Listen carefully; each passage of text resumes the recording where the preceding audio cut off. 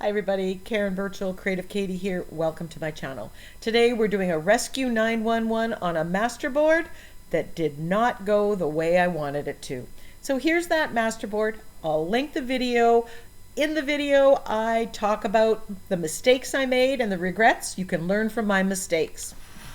So one of the things, this just got so modeled. There was so much going on that there was nothing going on. I wanted to add more contrast. I wanted blue and yellow. So I am grabbing Prussian blue and Payne's gray and putting back some of the blue that I wanted initially. I am knocking back all the stamping, stenciling, texture that is there to get that. And why? Because this masterboard sat in my studio for 3-4 weeks and it wasn't inspiring me. I didn't know what to do with it. And while I like the colors and I like some of the things that were in it, again, it wasn't inspiring me. So I thought, you know what? I have nothing to lose. It's paper. So I'm going to take a chance to remake it, rework it, try to save it and turn it into something that I love. So step one, I'm taking the Prussian blue and knocking back some of that stamping, stenciling, the too much that I did. You can still see some of the texture and some of the patterning coming through because the Prussian blue is not an opaque paint. And that's just adding another interesting layer. But you can see you've got that contrast already. That dark blue is already adding it. I grab a makeup sponge instead of my fingers, and this is giving that cloudy, diffused look. And I'm going, oh yeah, this is making me happy.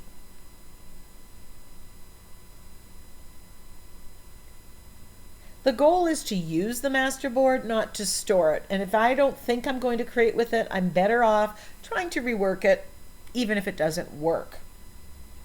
Challenge yourself. Do you have something, a background, something that you're not happy with? Hopefully this gives you the courage to rework it.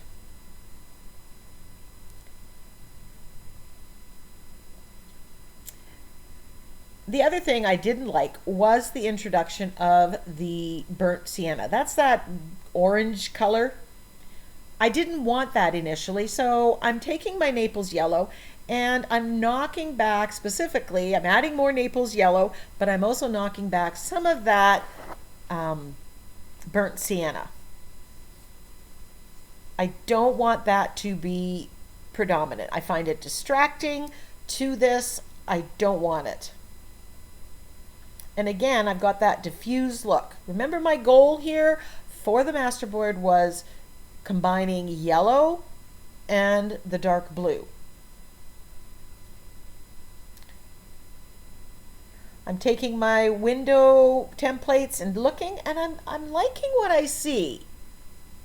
Now I want to add some stamping back in because a lot of the stamping isn't as forward, and I love this stamp. Last time I stamped with black, but that's not going to work here because I don't have enough white. So I'm stamping with the Naples yellow and I'm targeting the areas that are blue. Now I'm cautioning myself here to not overdo it. I overdid it. I put too much on the initial masterboard, and that's why it just didn't work for me. And I don't want to repeat that mistake again.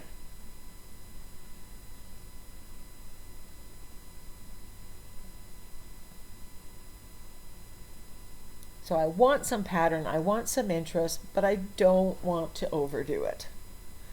So sometimes the best way to doing that is stop between layers, walk away. Don't just continue.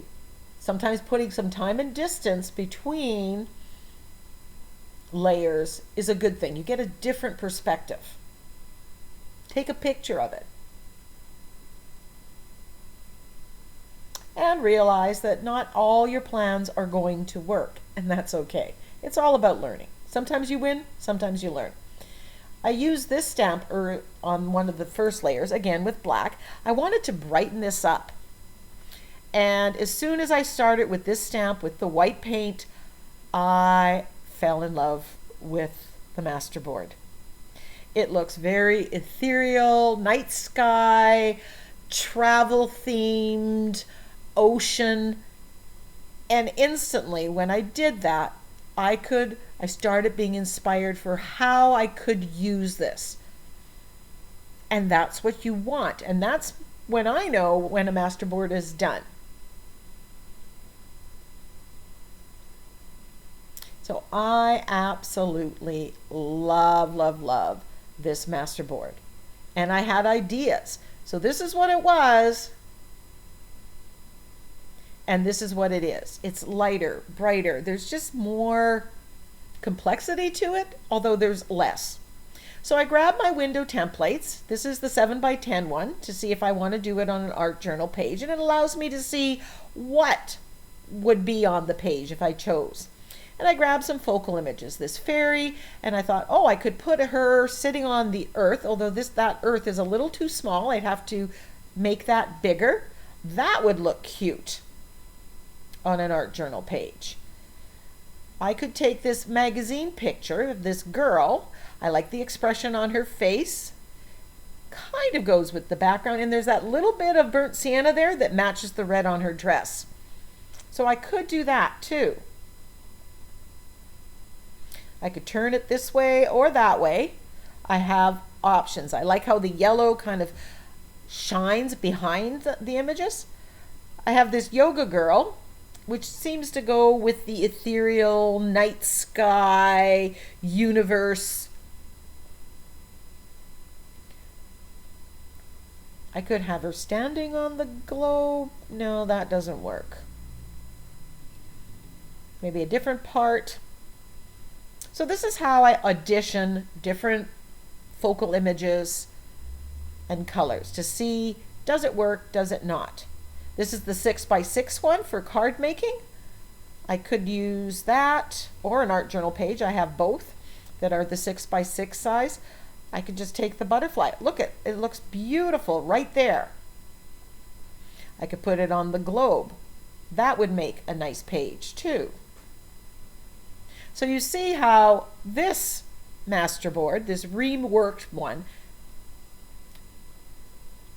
is giving me inspiration, and that's what I want. So I took gel medium, I cut it to 7x10 size, and I brayered it on to make good contact, and then checking to see that all the little edges are glued down.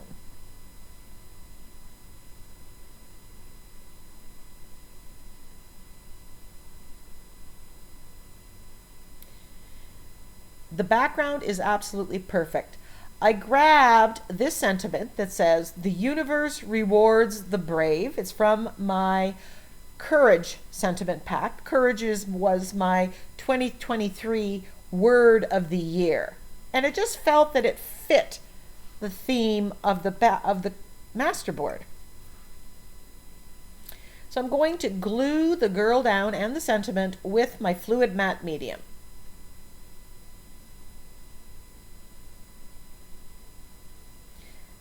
The fluid matte medium from Liquitex, it knocks back any of the shine on the magazine picture. And it allows me to put any color medium on it because it's turned it into a non-porous surface.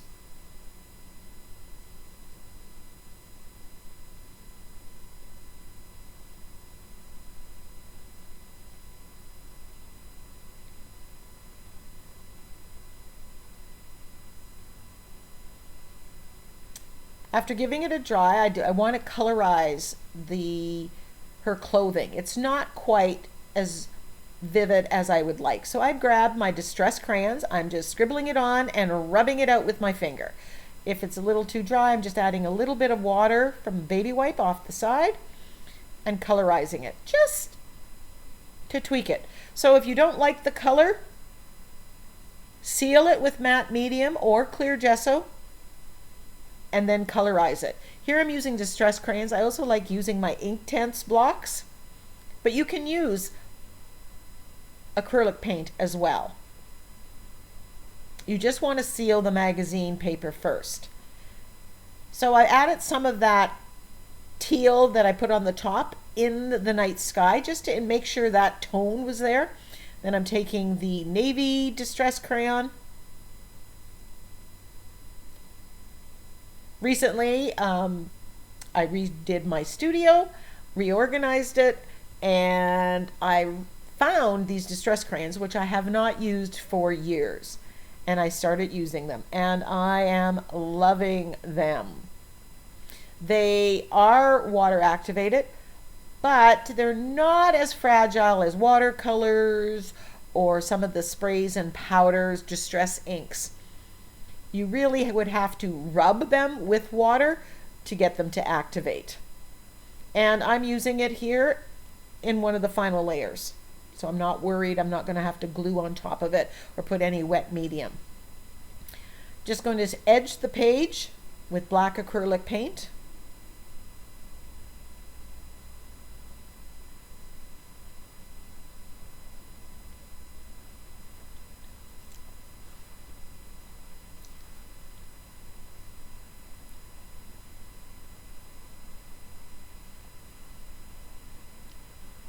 Edge the sentiment, and now I'm shading around the girl the same way. Now I'm not going to shade on top of the magazine picture because it does have that distress crayon. But if I inadvertently got some water on it here, it's not reactivating, it's not smudging, it's not impacting anything. So distress crayons, a little bit more manageable than some water activated things. Decide that because this is universe, I'm talking universe, I wanted to add some stars to the sky. So I grabbed the star stencil from the Crafter's Workshop. I think it's one of their cookie cake stencils, although it's never been used here for cookies and cakes. I tried doing it with gold, but gold is very translucent or transparent, so I come back in with the Naples yellow. And just adding a few stars. And that's the thing about the MASTERBOARD too. You can add more later when you are actually creating. And then, so these stars aren't on the rest of the MASTERBOARD because I might go in a different direction and I don't want stars. If I have the butterfly, I may choose not to put stars. Then I decide to add some Prussian blue stars.